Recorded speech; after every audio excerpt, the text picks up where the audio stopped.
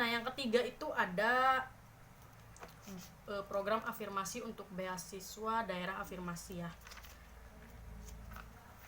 Oke, kalau yang daerah afirmasi ini tentu kalian yang tinggal atau berdomisili di daerah afirmasi. Oke, aku jelasin dulu ya. Jadi beasiswa afirmasi ini ialah program beasiswa yang diperuntukkan bagi kelompok masyarakat yang berasal dari daerah afirmasi untuk menempuh jenjang pendidikan master dan doktor. Oke, ini sama dengan beasiswa penyandang disabilitas ya. Jadi bisa disabilitas, sorry, oh my god. Jadi ini tuh bisa untuk S2 sama S3, beda dengan prasejahtera. Kalau prasejahtera itu cuman S2 kayak gitu. Nah, untuk daerah afirmasi ini tuh persyaratan khususnya tentu kalian menamatkan pendidikan dasar sampai menengah itu ya di daerah afirmasi yang notabene-nya biasanya udah terdata di buklet buku panduan beasiswa LPDP daerah afirmasi ini ya. Nanti kalian bisa cek di website LPDP-nya untuk buklet program afirmasi beasiswa daerah afirmasi.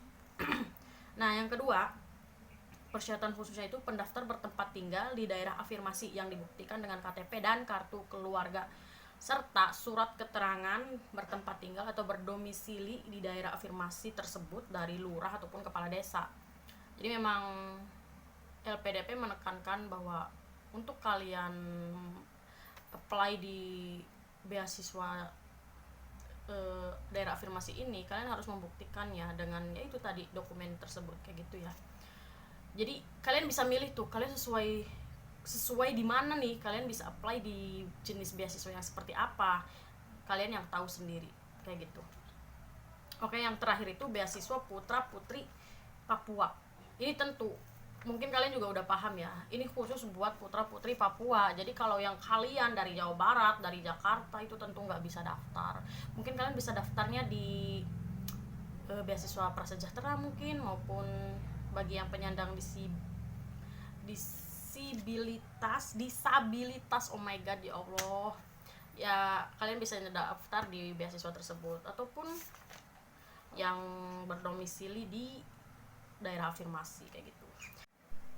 Nah, untuk beasiswa putra putri Papua itu ialah program beasiswa yang diperuntukkan bagi putra putri asli Papua untuk menempuh jenjang pendidikan master dan doktoral. Ini sama dengan beasiswa yang lainnya kecuali prasejahtera, ini kalian bisa untuk S2 dan S3. Nah, untuk beasiswa putra putri Papua ini persyaratan khususnya yang pertama, kalian harus ingat pendaftar merupakan orang asli Papua dibuktikan dengan KTP dan kartu keluarga serta pernyataan pada aplikasi pendaftaran dengan ketentuan sebagai berikut: bermarga asli Papua, ibu kandung adalah orang asli Papua atau bapak kandung adalah orang asli Papua. Nah, yang kedua, pendaftar yang bertempat tinggal di Provinsi Papua atau Papua Barat dibuktikan dengan surat keterangan bertempat tinggal atau domisili dari lurah ataupun kepala desa. Atau jika kalian yang bertempat tinggal di luar Papua maupun Papua Barat, kalian bisa dibuktikan dengan menamatkan pendidikan dasar ataupun menengah yang dibuktikan dengan ijazah dari Provinsi Papua dan Papua Barat kayak gitu.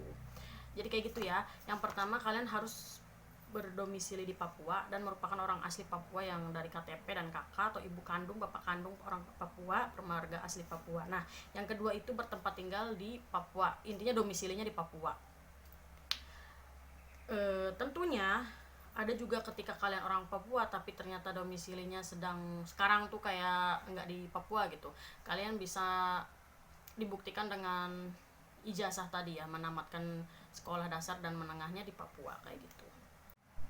Oke, jadi teman-teman, untuk yang beasiswa putra putri Papua itu mendapatkan privilege banget ya menurut aku mah. Jadi untuk sertifikat kemampuan bahasa itu tidak wajib. Jadi misalkan kalian meskipun punya sertifikat, mangga bisa di upload, tapi ketika tidak punya juga nggak apa-apa. Cuman nggak enaknya kalau yang di beasiswa putra putri Papua ini, kalian itu hanya bisa memilih program studi lanjutnya aja. Maksudnya tuh kayak bukan program studi, maksud aku tuh kayak jenjang studinya kayak gitu. Entah kalian mau ngambil S2 ataupun S3 kayak gitu. Nah, untuk negara tujuan sama eh, perguruan tinggi sama prodi itu kalian nggak bisa milih.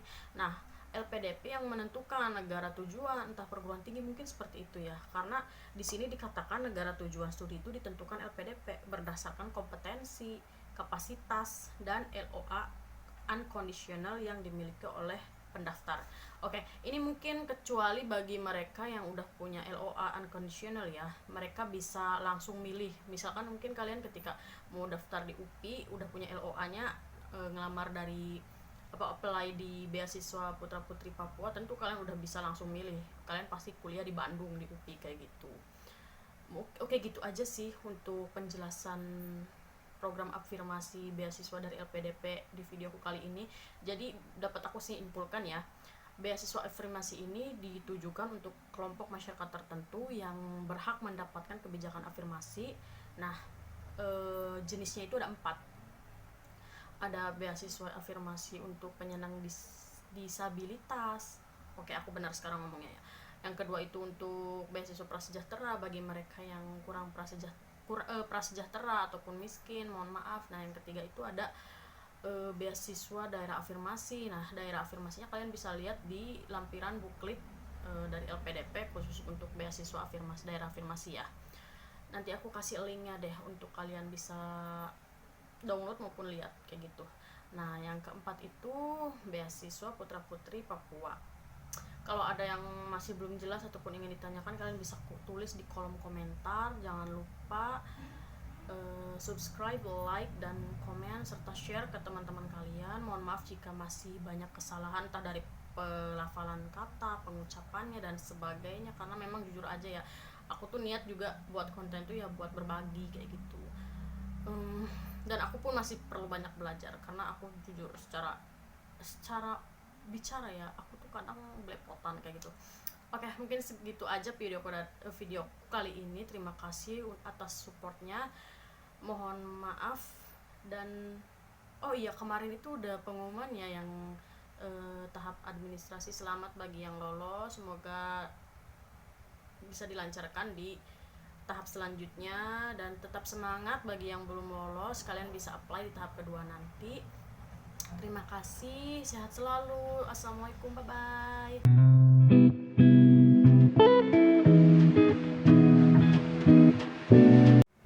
Oke teman-teman, aku lupa kasih info bahwasanya khusus bagi kalian pendaftar di program afirmasi, kalian itu berhak mengikuti program pengayaan bahasa.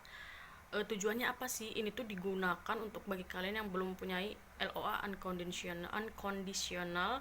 Jadi kalian itu bisa mengikuti program pengayaan bahasa dan diharapkan bisa mengupgrade skornya yang sesuai dengan perguruan tinggi tujuan kalian. Contoh misalkan kalian mau daftar di UGM dan mengharuskan skor TOEFL ITP misalnya 500 ataupun 550. Nah, kalian itu mengikuti program pengayaan bahasa agar mendapatkan skor TOEFL segitu biar kalian bisa masuk ke universitas tujuan. Nah, kalau kalian udah punya LOA unconditional itu nggak bisa ikut pengayaan bahasa. Itu privilege yang pertama. Nah, yang kedua, bagi kalian pendaftar program afirmasi, kalian itu menurut aku dikasih kemudahan di bagian sertifikat kemampuan bahasanya. Contohnya untuk bagian afirmasi itu, contoh di TOEFL ITP ya, kalian itu hanya minimal itu 400 skornya aja udah bisa apply kayak gitu. Nah, itu sangat berbeda dengan beasiswa LPDP yang reguler, itu harus 500 untuk dalam negeri saja. Kurang lebihnya seperti itu. Thank you.